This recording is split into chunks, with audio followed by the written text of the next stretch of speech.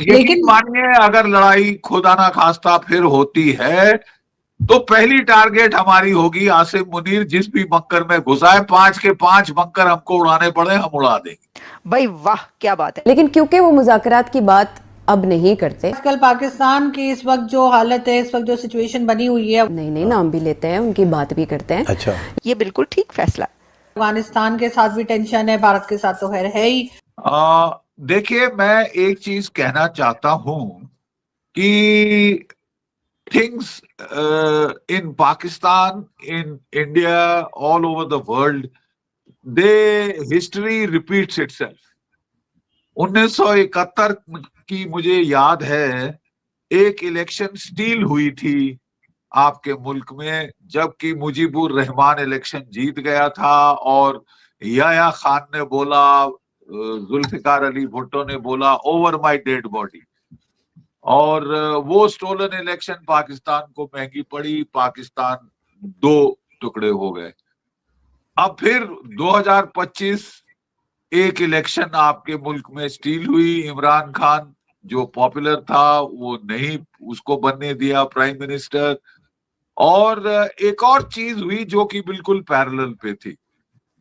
1971 में general Yahya Khan single point control authority Pakistan में बन गया था। अपना प्रेसिडेंट, अपना प्राइम मिनिस्टर, अपना क्या कहते हैं डिफेंस मिनिस्टर, अपना फाइनेंस मिनिस्टर, अपना फॉरेन मिनिस्टर, सब कुछ ठीक है। और दूसरा ये है कि आप अपने दुश्मन को एक आसान टारगेट देते हैं। अब मुझे 5-6 बंदे आपके निकालने की जरूरत नहीं, ठोकने की जरूरत नहीं, केवल एक बंदा काफी है। वो कहाँ है वो हम ढूंढ निकालेंगे, और जरूर जिस भी न्यूक्लियर बंकर में वो घुसे हो। और बाय द वे, पहला ऑर्डर जो चीफ ऑफ डिफेंस स्टाफ बनने के बाद आसिम मुनीर ने दिया है वो ये है कि साहब 6 न्यूक्लियर कमांड पोस्ट बनाए जाएं, 5 न्यूक्लियर अंडरग्राउंड बंकर, जिसमें ये बड़े बड़े सीनियर अफसरान, उनकी फैमिलीज, स्टाफ शाफ सब घुस सके।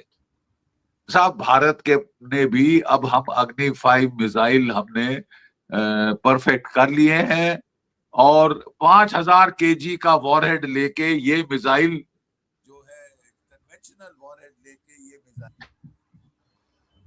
बंकर, अंडरग्राउंड बंकर को निस्तनाभूत कर सकता है। और यकीन लेकिन मानिए, अगर लड़ाई खुदा ना खास्ता फिर होती है तो पहली टारगेट हमारी होगी आसिम मुनीर। जिस भी बंकर में घुसा है, 5 के 5 बंकर हमको उड़ाने पड़े, हम उड़ा देंगे। हमने जो है आपका नूर खान का एयरबेस में जो कमांड पोस्ट था उसको भी उड़ा दिया था। जो मुरीद एयरबेस में कमांड पोस्ट था उसको भी हमने, जो ड्रोन कमांड पोस्ट था उसको भी हम अपने रफाल के स्पाइस बॉम्ब्स और ब्रह्मोस क्रूज मिसाइल से हम उड़ा पाए थे। तो इनका ये सोचना कि मैं सिंगल पॉइंट कंट्रोल कर लूंगा, चाहे पाकिस्तान का आवाम मरे न्यूक्लियर वॉर में। अपनी फैमिली तो इन्होंने भेज दी है अमेरिका, और खुद भी अमेरिका की ड्यूअल सिटीजनशिप लेके बैठे हुए हैं कि मैं तो वहां भाग जाऊंगा। एक तो ये सिंगल पॉइंट कंट्रोल, हम बिल्कुल वही देख रहे हैं जो गलती आपने 71 में कह दी थी, वो गलती दोबारा हो रही है। नंबर दो, उस वक्त भी 1971 के वक्त में आपको याद होगा कि जो याया खान थे वो Richard Milhous Nixon, president of the United States के बहुत चहेते और क्लोज हो गए थे। कैसे? क्योंकि उन्होंने चाइना और अमेरिका के बीच में देतांग कराया था। वो जो हेनरी किसिंजर आए थे, फिर पेट खराब हुआ, फिर वो बीजिंग गए, वहां से तो मतलब बड़े चहेते वो भी बने हुए थे, जैसे कि अब ये चहेते बन रहे हैं डोनाल्ड ट्रंप के। ठीक है, प्रॉब्लम सिर्फ ये है कि आपने डोनाल्ड ट्रंप को जाके बोला, sir I am the go to man in Islamabad and Rawalpindi. ये टाइम मत वेस्ट करिए ये बटलरों के साथ, ये प्राइम मिनिस्टर, प्रेसिडेंट, ये बेकार है। मैं हूं इन चार्ज, मैं हूं सिंगल पॉइंट कंट्रोल, मेरे से बात करिए। तो उसने कहा आजा बेटा यहां बैठ जा। तू ईरान के खिलाफ लड़ाई हुई तो हमारी मदद करेगा, करूंगा। हमको बगराम का एयरबेस चाहिए, अरे सर मैं अफगानिस्तान की बॉम्बिंग करके परखच्चे उड़ा दूंगा साहब, एयरफोर्स नहीं है उनकी। मगर सर, ठीक है, सर एक नहीं मैं चीज एक minute, please. I am just finishing, कि उनकी एयरफोर्स नहीं है। अब आपने छत्ते में हाथ दे दिया है मधुमक्खी के, अफगानिस्तान को छेड़कर इस टाइम पे। और तालिबान कहती है हमारे पास फाइटर बॉम्बर नहीं, लेकिन सुसाइड बॉम्बर्स प्लेंटी। ठीक है साहब, फिर आपने अमेरिका डोनाल्ड ट्रंप को बोला कि साहब मैं जो है ये इंटरनेशनल सिक्योरिटी फोर्स, ये जो है सॉरी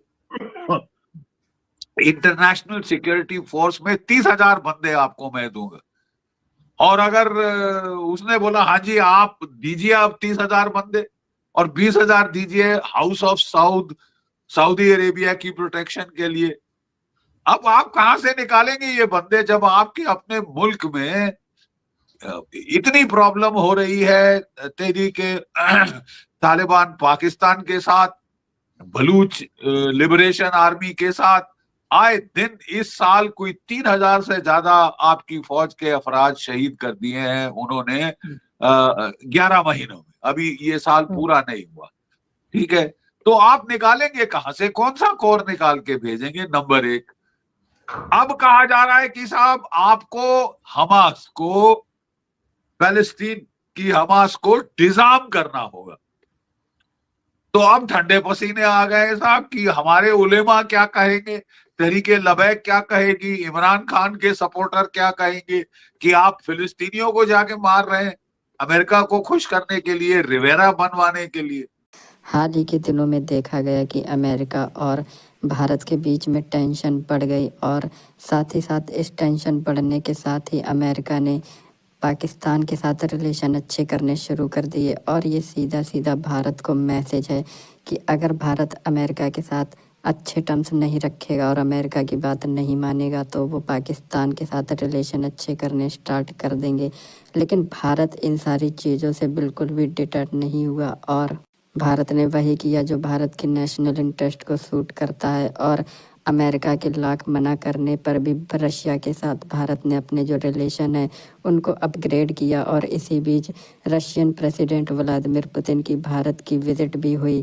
और ये एक मैसेज था अमेरिका को भी कि अमेरिका चाहे जितना भी प्रेशर बनाए भारत के ऊपर, भारत कतई प्रेशर में आने वाला नहीं है। और इसी वजह से अमेरिका चिढ़कर पाकिस्तान के साथ अपने रिलेशन अच्छे करने लगा और पाकिस्तानी इस गलत फहमी में आ गए कि अब क्योंकि अमेरिका उनके साथ है इसलिए उन्हें भारत से डरने की ज़रूरत नहीं है।